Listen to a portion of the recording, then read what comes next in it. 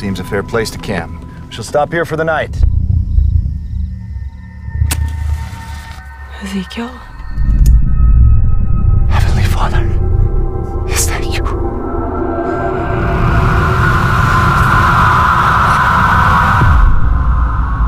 God hath spoken. We are in the presence of the Lord. What are you writing? It's more akin to transcription of this mysterious sound. Do you not think he's been acting quite oddly? He's listening and hearing something godly. Father! I'm afraid these woods have made me ill. I'm Woodrow Booker. And you, sir? Their father? Reverend Ezekiel Thatcher. Reverend. Now I know I'm in good hands. What if it's not God in these woods, but something else? Something unholy? Christian folks say it's the devil's disciple who comes in the night to possess the innocent. Something strange and unworldly is afoot. Father says we're in the Garden of Eden. It is not Eden. It is sorcery. Maybe it's too powerful. Oh, no! Everything is caused by He who resides above. That sound is not God. It is! If anything, it's the devil himself. It is a miracle of God!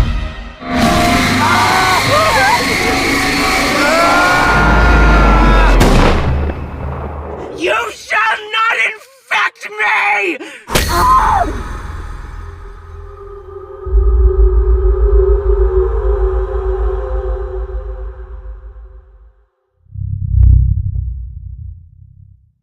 Boom, there you go. That was the trailer for Thine Ears Shall Bleed, available right now on digital all over the place. It premiered July 9th in the US, as July 15th in the UK, but it's everywhere now, so go check it out. But before you do that, I'm Kuya. This is Nerds Rule the World. Joining me to talk all things Thine Ears Shall Bleed is the writer-director, Ben Bigelow. How are you, sir? Good, man. How you doing? I'm wonderful, man. I appreciate your time. As a fellow creative filmmaker, I know how much hard work it is for us to get our works out there. So that is why I'm loving to join you to help you in getting the word out, because you did so much work along with the rest of your team. So salute to you in making it and getting it done. And let's talk all things Thine Ears Shall Bleed, shall we? Well, sounds good. Thanks for having me on.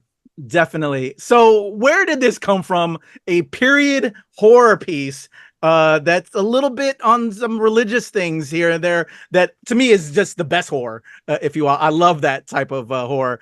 How did this gem of an idea, this nugget insert into your brain that made you put fingers to keyboard or pen to pad to pen Thine Ears Shall Bleed?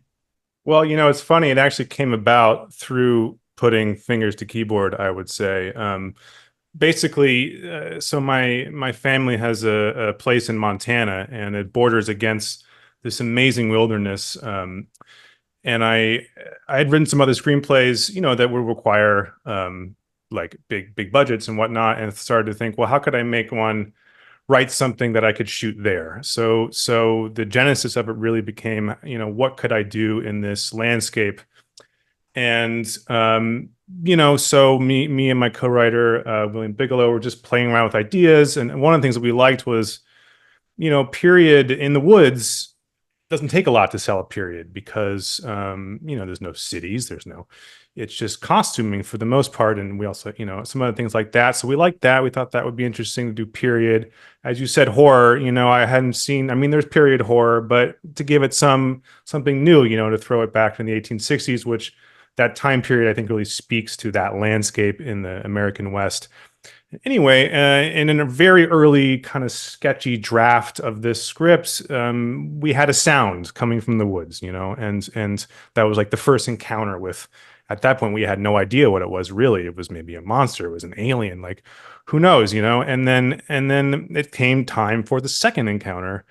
And we just started thinking, like, well, what if it just stays a sound for a bit? You know, like, let's just see if we can keep, because that's interesting. And I hadn't seen really, I mean, there's some, but, you know, I hadn't seen movies about that. So it just kind of grew from there, you know. And then it was like, well, what kind of people would really be, you know, infatuated by a sound? Well, maybe they're religious people, you know, maybe they think it's God, you know. And then that is kind of, at that point, we're like, all right, this is the movie, you know, this is cool. I think we can do this in this location and blah blah blah. So Yeah, I think it's like it's especially when you're working with conditions about, somewhere you want to shoot or budgets, you have to kind of work backwards a little bit and figure things out. And that can also be a really good thing. It can force you into some different places that you might not go normally. So yeah, I'm looking like way down. No, it's all good. I just put this new camera up here because my webcam is like terrible, and I was looking at the wrong webcam anyway. No worries, you're great, Ben. I can see, unlike the character in my movie.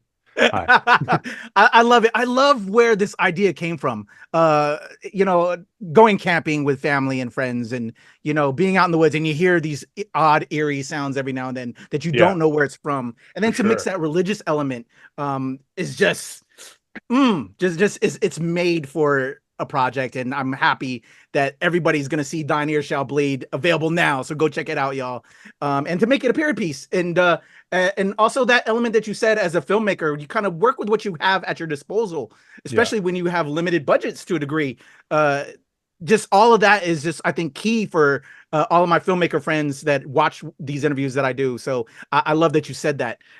So putting this together, can you tell me a little bit about the production, getting everybody on board, just some of those elements of making this project? Yeah, absolutely.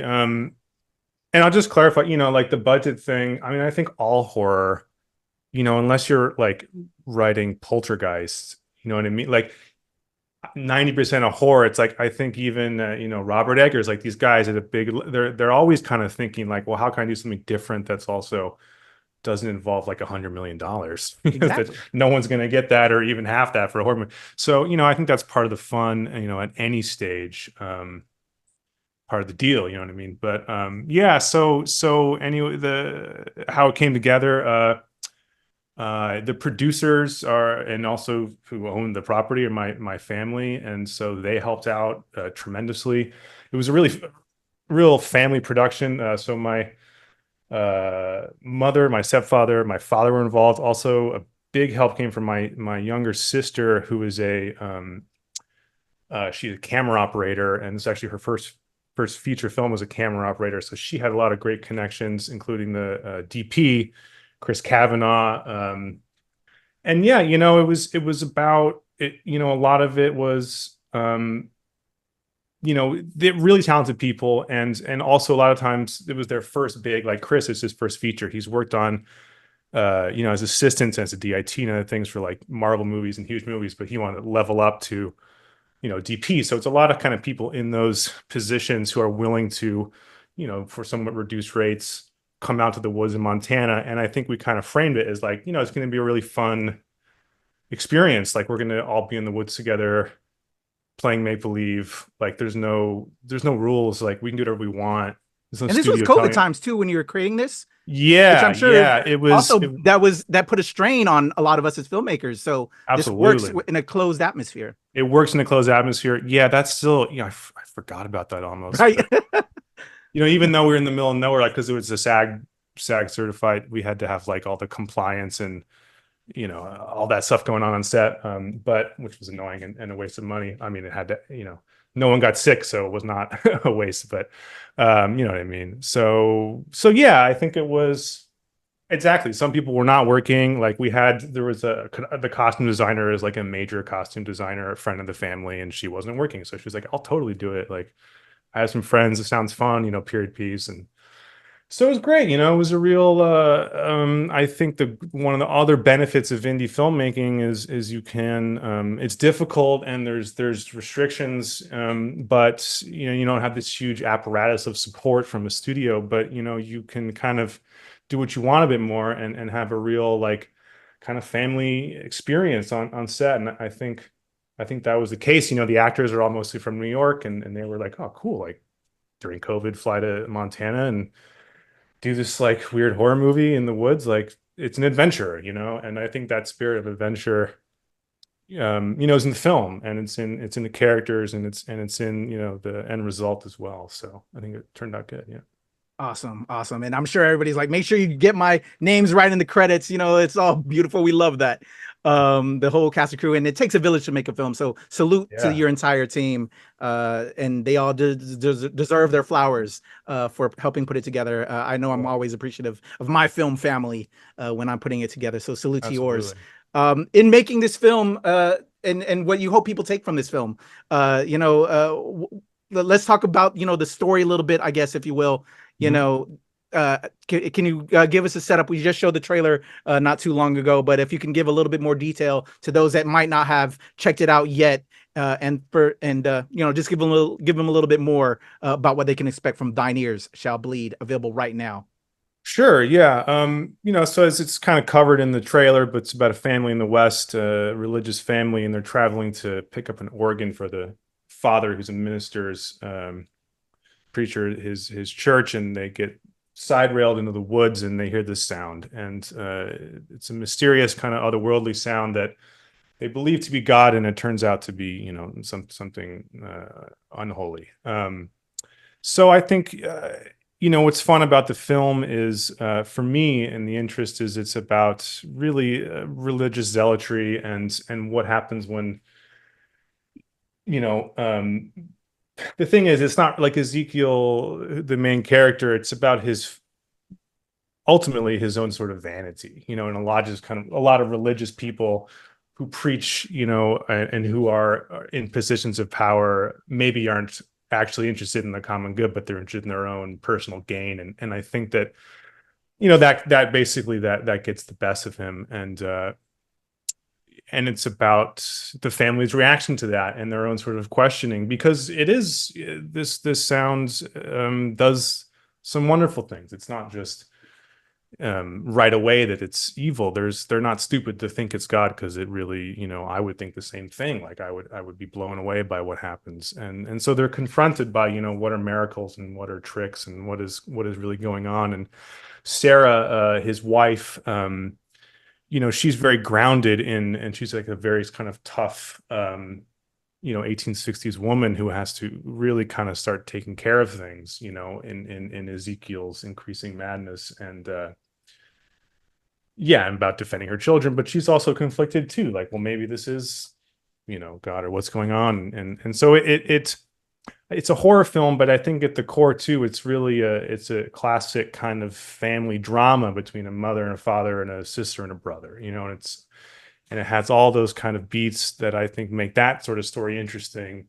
on top of this other more higher concepts, horror. And of course, like, I think the movie is a lot of fun. I'm interested in serious dramatic horror, and I'm interested in John Carpenter super fun horror, and I think this movie is kind of in between there.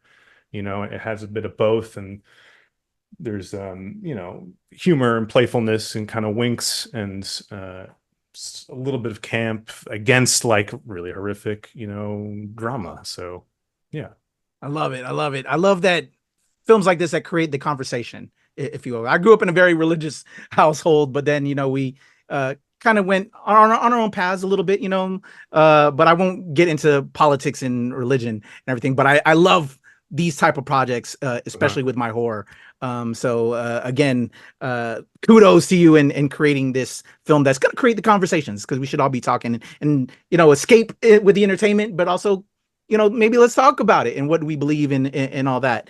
Right. Was there anything with you when you're making this film that was difficult, or you looked forward to when you got into the actual production with the script, and then just you're on set making that fear, that tone happen, that you can talk about without maybe spoiling anything, that you really look forward to when you're in production on Thine Ears Shall Bleed?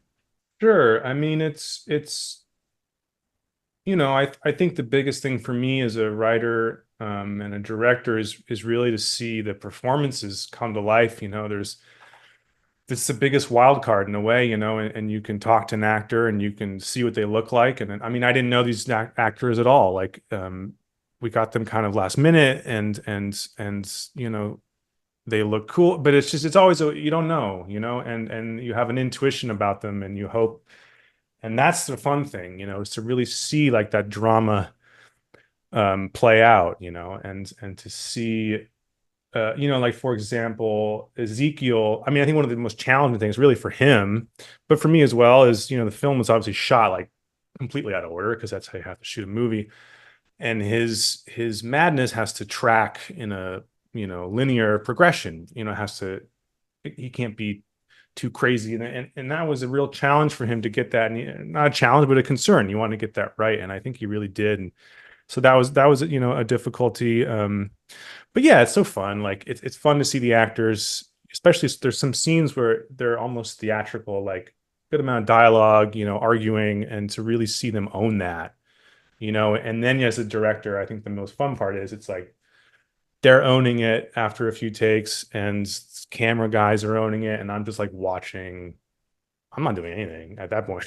You know what I mean? I'm watching the movie happen in front of my eyes, and it's like, it's amazing. You know what I mean? Like, and so once you get to that point, it's a lot of work that goes into that. You know what I mean? But when everyone kind of grabs it and runs with it, and ultimately makes it kind of more interesting or different than you even really thought, that's really the beauty of directing films, I think. Yeah. Awesome. I love it. Ben, again, a pleasure to chat with you, man, in regards to Thine Ear Shall Bleed. Again, as a filmmaker, it's a lot of work to get our work out there and share it with the people. So I appreciate you, giving me a little bit of your time to talk about it and share it with the people. Everybody, again, it's available right now. Go check out Thine Ear Shall Bleed once you're done watching this, if you haven't already. But for those that have checked it out, I started it, but I haven't finished it yet. So that's why I'm like, I'm glad I didn't want to get into too many spoilery conversation. Yeah, for sure. So that way I didn't spoil it for myself, but I can't wait to finish it up. Again, this premise and the ride I've gone on so far, I'm enjoying it. So again, kudos to you, Ben, and again to your entire team. Thanks, After Thine Ear Shall Bleed, is there anything that we can also, we're promoting this, but that we can also look forward to with your next project that we can throw out there as well? I hope so. I mean, I have a couple screenplays, and I made this really as a vessel to, make those. I have one called The Desert, which is based on a short film I wrote. It's a horror movie set in Palm Springs in the 1950s. And then I have another action film, revenge drama set in Humboldt County on a pot farm. And man, I just want to make both those movies so bad. So, yeah, we'll see. Stay tuned. Everybody go buy on digital Thine Ear Shall Bleed. Let's get this man going. You saw the trailer. It's amazing. I already saw pieces of this already. It's dope. I need more Ben Bigelow in my life. It's good material, and as you see, he's coming from the heart. He's coming with the family, man. We got to keep them all employed. I love it. Ben Bigelow, thank you so much for your time, sir. I appreciate you. Please come back when we're gonna get Desert made. We're gonna get all these other projects made. I want to talk more with you and give you your flowers. But I'm loving what I'm seeing. Salute to you and your entire team. Everybody, Ben Bigelow, Thine Ear Shall Bleed, streaming right now. It's your boy Kuya P. This is Nerds Rule the World.